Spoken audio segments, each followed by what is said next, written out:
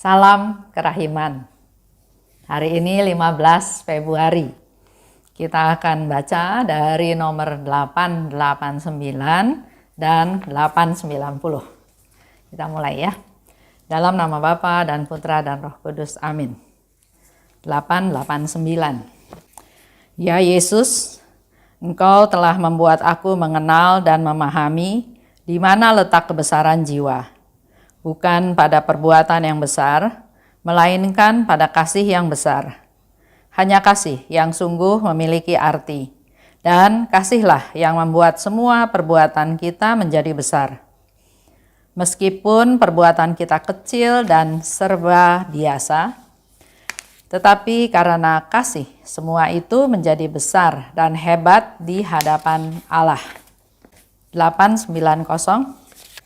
Kasih adalah suatu misteri. Ia mengubah segala sesuatu yang disentuhnya menjadi hal-hal yang indah dan menyenangkan Allah. Kasih Allah membuat jiwa menjadi bebas. Kasih itu ibarat seorang ratu. Ia tidak mengenal paksaan seperti budak. Ia memulai segala sesuatu dengan kebebasan jiwa yang besar, sebab kasih yang tinggal di dalam dirinya mendorong dia untuk bertindak.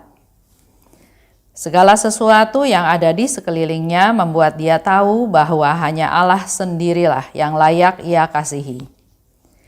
Jiwa yang mengasihi Allah dan tenggelam di dalam Dia menghadapi tugas-tugasnya dengan keterbukaan yang sama seperti ia menghampiri komuni kudus dan melaksanakan tugas-tugas yang paling sederhana dengan perhatian yang besar. Di bawah tatapan Allah yang penuh kasih. Ia tidak terganggu kalau sesudah beberapa waktu sesuatu kurang berhasil. Ia tetap tenang sebab pada saat bekerja ia telah melakukan apa yang dapat ia lakukan. Kalau kebetulan terjadi bahwa kehadiran Allah yang hidup yang ia nikmati hampir sepanjang waktu meninggalkan dia, ia berusaha untuk terus hidup dalam iman. Jiwanya memahami bahwa ada masa-masa istirahat dan masa-masa pertempuran. Berkat kehendaknya, ia selalu tinggal bersama Allah.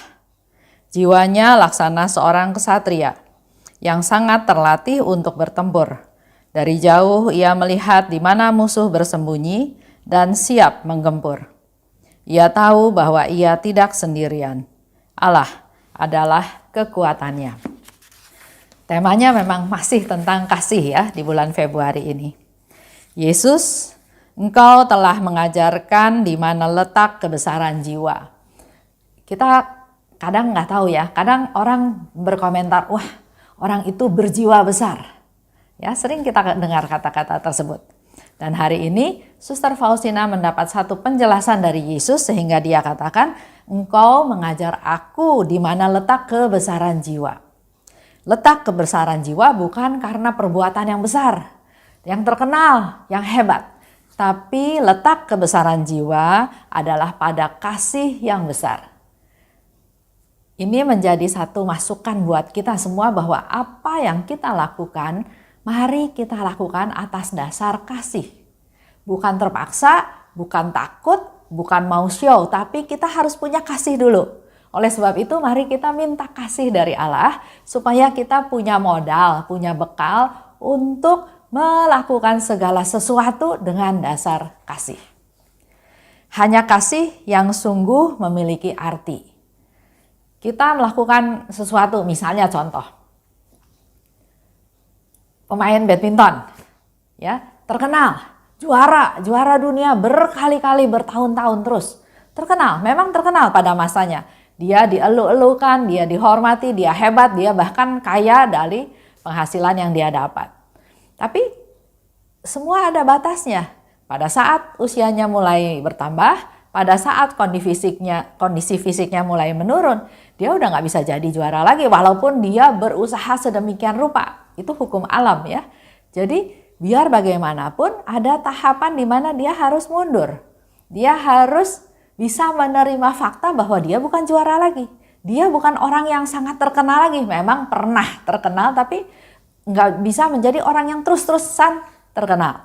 Jadi di sini mau dikatakan kebesaran jiwa itu bukan karena perbuatan yang besar, tapi kasih yang besar. Dan hanya kasih yang mempunyai arti. Kembali lagi ya dengan main badminton. Dulu saya juga pemain badminton, jadi saya tahu kurang lebih ya bagaimana perjuangannya, latihannya. 1 minggu itu kan 7 hari. Saya pun main olahraga, berlatih 1 minggu 7 kali. Bahkan ada 1 hari 2 kali, sore dan malam. Dengan tujuan supaya prestasinya meningkat. Tapi sekarang saya tahu bahwa dalam latihan, dalam bertanding, ternyata sportivitas, support itu lebih penting. Dan kalau pelatih kita mengajar dengan tekanan, harus menang. Karena tujuannya supaya pelatihnya menjadi terkenal. Beda dengan pelatih yang melatih dengan kasih. Dasarnya kasih. Jadi mensupport saya untuk giat latihan, tapi bukan untuk kepentingan pelatih. Supaya pelatihnya terkenal ya, tapi untuk kepentingan saya. Dan dia lakukan itu dengan mengasihi, dengan kasih, bukan dengan hukuman dan bukan dengan paksaan, tapi dengan kasih. Nggak kelihatan. Memang waktu itu juga saya merasa ya biasa-biasa saja ya disupport oleh pelatih. Tapi sekarang saya evaluasi kembali, ternyata pelatih saya itu melakukannya dengan kasih. Dengan kasih yang besar, itu yang mempunyai nilai. Mungkin sayanya sendiri baru sadar sekian puluh tahun kemudian. Tapi dalam bacaan ini disebutkan bahwa melakukan segala sesuatu dengan kasih yang besar itu yang punya arti dan itu dilihat oleh Tuhan. Tuhan tahu. Hanya kasih yang mempunyai arti. Dan kasih memberi, membuat semua perbuatan menjadi besar. Walaupun itu hanya tindakan yang sederhana. Tindakan yang kecil, yang biasa, yang sederhana, tapi karena kasih maka sesuatu itu jadi besar dan jadi hebat di hadapan Allah, bukan di hadapan manusia. Contoh, kita tahu ya dalam jalan salib ada peristiwa ke-6. Veronica mengusap wajah Yesus. Apa yang dilakukan oleh Veronica? Siapa Veronica? Nggak ada yang tahu, nggak ada yang kenal. Dia perempuan kebanyakan yang menyaksikan, yang melihat perjalanan Yesus di jalan salib. Ada rasa iba, ada rasa kasihan, ada rasa kasih, rasa cinta yang dia mau ungkapkan. Bagaimana caranya? Dia nggak punya wewenang, dia nggak punya posisi, dia nggak punya kekuasaan, tapi ada dorongan kasih yang besar. Dan dorongan kasih yang besar itu membuat dia berani bertindak. Membuat dia nggak takut lagi. Kan di sana ada banyak serdadu, ada banyak orang nonton, kebanyakan orang menghina Yesus. Bukan simpati sama Yesus ya, tapi lebih ke arah mendorong, mencabuk. Pada saat tentara itu mencabuk, mungkin orang-orang di sana yang menonton tertawa kesenangan ya, karena melihat orang pesakitan ini disiksa, dicambuk. Tapi karena punya kasih yang besar, maka hal-hal yang membuat dia takut, khawatir itu hilang semuanya. Dengan dasar kasih yang besar, dia melakukan satu tindakan. Dia keluar dari kerumunan, dia datang menghampiri Yesus, dan dia mengusap wajah Yesus. Satu ungkapan kasih. Ya, kasih itu memang harus dinyatakan. Kalau dia diam-diam aja kan nggak ada yang tahu. Jadi dengan mengungkapkan kasihnya dia kepada Yesus, dia melakukan satu perbuatan kecil, cuma mengusap wajah Yesus, nggak nolong apa-apa sebetulnya dalam tanda kutip. Yesus tetap haus, Yesus tetap dicambuk sama tentara, perbuatannya kecil. Tapi karena dasarnya adalah kasih yang besar, maka Yesus pun memberikan hadiah yang luar biasa kepada Veronica, yaitu memberikan wajahnya Yesus di kain yang dipakai oleh Veronica untuk mengelap wajah Yesus. Perbuatannya kecil, perbuatannya sederhana, perbuatannya mungkin tidak ada artinya sama sekali di mata dunia. Tapi buat Tuhan itu sesuatu yang luar biasa karena dia lakukan dengan dorongan kasih yang besar. Kasih adalah suatu misteri. Memang ya, kita nggak bisa, contoh aja saya sama suami saya ya. Kita sudah menikah lebih dari 40 tahun, sudah lebih saling kenal ya, belum ditambah lagi pacaran 7 tahun, sudah hampir 50 tahun saya kenal dia. Tapi kasih itu misteri, di mana yang saya katakan, dia bisa mengasihi seseorang, peduli, care, kasihan ya, yang derajatnya nggak sama saya. Dia care sama orang itu, tapi saya merasa enggak. Ya, jadi memang kasih itu suatu misteri. Kasih mengubah segala sesuatu untuk yang dimana yang disentuhnya itu menjadi indah dan menyenangkan Allah. Contoh yang saya pernah cerita ya, dimana kalau kita pergi ke perayaan Ekaristi, kita suka ketemu sama pengemis yang ada di kursi roda. Dia nggak minta, tapi Haryanto tergerak untuk memberi. Saya jadi merasa, loh kok kayak rutinitas ya, kayak dipalak dalam tanda kutip seminggu sekali, kayaknya harus kasih gitu. Bahkan Haryanto bilang, kok kamu nggak kasih? Saya bilang enggak, nanti aja minggu depan. Karena Haryanto sudah tegur, kok saya nggak kasih? Dan ternyata waktu minggu depan, pengemisnya udah nggak ada, udah meninggal. Di situ Haryanto ingetin saya lagi tuh, kalau mau berbuat baik itu jangan ditunda. Ya, dorongan kasih antara saya dan suami saya beda. Sehingga saya katakan itu kasih itu misteri. Sebaliknya juga terhadap orang lain, dukungan saya, ungkapan saya mengasihi orang itu lebih besar daripada yang di matanya Haryanto. Karena kita masing-masing punya pandangan sendiri-sendiri, punya cara berpikir sendiri. Sehingga memang di sini dikatakan, saya setuju dengan kata-kata bahwa kasih itu suatu misteri. Dan kita dapat ilmu hari ini bahwa kasih itu bisa mengubah sesuatu, di mana apa yang disentuh oleh kasih itu menjadi indah dan menyenangkan Allah. Kasih Allah membuat jiwa kita bebas. Kita dapat kasih dari Allah, kita menjadi berani, kita menjadi tidak takut, seperti contoh tadi Veronica ya. Kasih itu dikatakan oleh Faustina seperti ratu, yang nggak perlu tunduk sama orang lain, yang nggak perlu mengalami paksaan.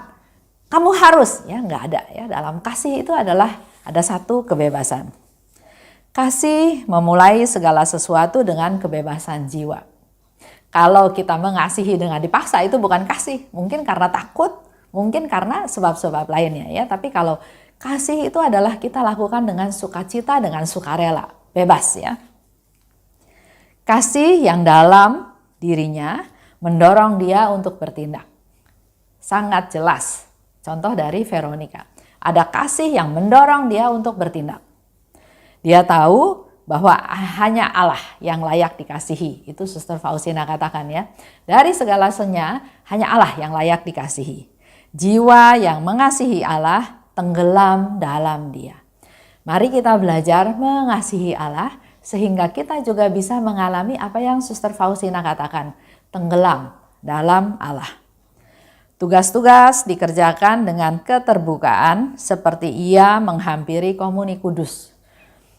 Tugas-tugas yang diberikan oleh Tuhan, dia lakukan dengan penuh sukacita karena jiwa ini mengasihi Allah. Jadi apapun yang tugas diberikan oleh Allah, dia lakukan dengan sukacita sampai perasaannya seperti dia mau menyambut komuni kudus, menyambut Tuhan. Jadi tugas itu juga bukan dihindari, tapi justru dinanti-nantikan seperti kita mau menyambut komuni. Ada sukacita, ada kerinduan, ada keinginan menyambut Tuhan supaya Tuhan masuk ke dalam diri kita. Dan tugas-tugas yang paling sederhana dikerjakan juga dengan penuh perhatian, bukan asal-asalan. Kita suka berpikir bahwa wah ini tugas sulit nih. Jadi kita harus konsentrasi, kita harus sediain waktu untuk bisa menghasilkan hal yang baik. Tapi kalau kerjaannya sederhana aja ya sudah, asal saja. Di sini kita belajar, mari kita lakukan tugas-tugas walaupun itu sederhana, tapi dilakukan dengan penuh perhatian, dengan kesungguhan. Di bawah tatapan Allah yang penuh kasih. Karena kita tahu apapun yang kita lakukan, Allah itu melihat. Mari kita lakukan dengan penuh perhatian. Dan Suster Faustina juga memberikan satu sharing pada kita, menghibur kita semua. Kalau pekerjaan itu ternyata kurang berhasil. Jadi nggak semua pekerjaan kita bisa lakukan berhasil ya. Kalau pekerjaan itu tidak berhasil, tetap aja tenang. Nggak perlu khawatir, nggak perlu takut, nggak perlu merasa bersalah. Sebab ia sudah lakukan apa yang ia biasa lakukan. Karena sudah dilakukan dengan penuh perhatian, sudah dilakukan dengan sebesar kemampuannya dia, kalau berhasil dia nggak usah merasa salah. Karena dia sudah melakukan apa yang bisa dia lakukan. Jiwanya memahami ada waktu-waktu istirahat dan ada masa pertempuran. Dalam hidup kita juga memang begitu. Nggak ada saat yang selalu berhasil. Tapi juga nggak ada saat yang selalu gagal. Jadi ada masa-masa istirahat, tapi ada juga masa-masa kita harus bertempur, kita harus berjuang. Ia selalu tinggal dalam Allah. Laksana kesatria yang terlatih untuk bertempur. Dari jauh ia bisa melihat musuh dan siap menggempur. Ia di sini adalah kasih ya. Kasih itu selalu tinggal dalam Allah. Dan dengan kita bermodal kasih, maka kita itu seperti kesatria yang siap bertempur. Siapapun yang akan melawan, kita sudah siap dengan senjata kita, yaitu kasih. Ia tahu bahwa ia tidak sendirian. Karena kasih ada di dalam Allah, dan kalau kita punya kasih yang dari Allah, maka kita nggak sendirian. Kita pasti ada Allah yang menemani. Jadi nggak perlu takut gagal, nggak perlu takut berhadapan dengan orang-orang atau dengan situasi ya. Selama kita punya dasar, lakukan segala sesuatu dengan melihat segala sesuatu juga dengan dasar kasih.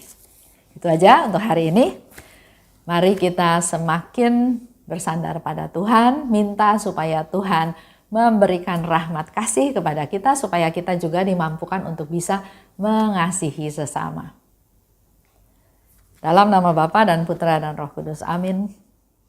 Oh luka kerahiman, oh hati Yesus, sembunyikanlah aku di dalam lubuk hatimu. Laksana satu tetes darahmu sendiri. Dan jangan biarkan aku terlepas dari situ selama-lamanya. Kurunglah aku di dalam lubuk hatimu, dan ajarlah aku mencintai Engkau. Tuhan, mampukan aku memahami sepenuhnya siapa dirimu.